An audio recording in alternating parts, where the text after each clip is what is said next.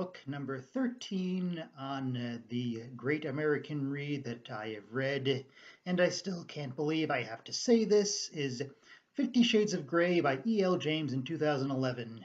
And I do have to ask, what are we doing? Where are we as a species that something like this can exist and make money and be regarded as good by anyone who is otherwise sane? And I should say here, I didn't actually read the book itself. I watched someone else read it and react to it and be horrified, which is the only way anyone should ever experience this thing. But I did hear every word come out of this person's mouth, so I'd say it still counts as me, like knowing the book at least as much as I would by reading it myself. So I included in here, and it pushes me one out of perfectly round number 40. And,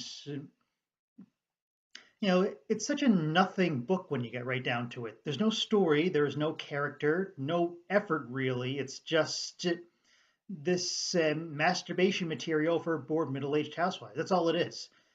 And I think deep down everyone knows that.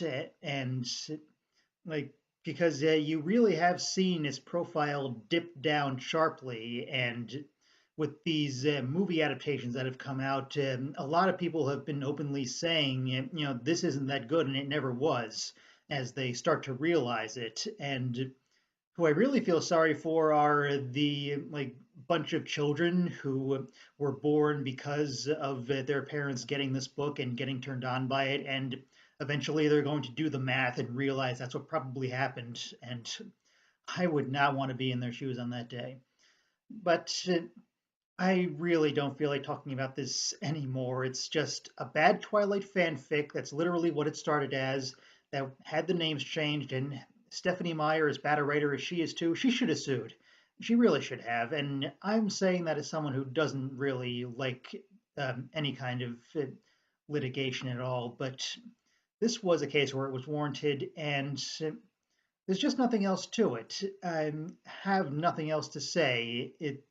Look up stuff from actual BDSM enthusiasts, and they hate this book too because of how poorly it portrays them. But if you really want to get an insight into what this world is like, that's how you do it, not this. So that's it for this book. Up next, something and any better that because it exists, a little story about uh, unusual subject matter, and still taboo right now, and definitely was even more at the time, but that just made people want it more, as usually happens in these things with Flowers in the Attic.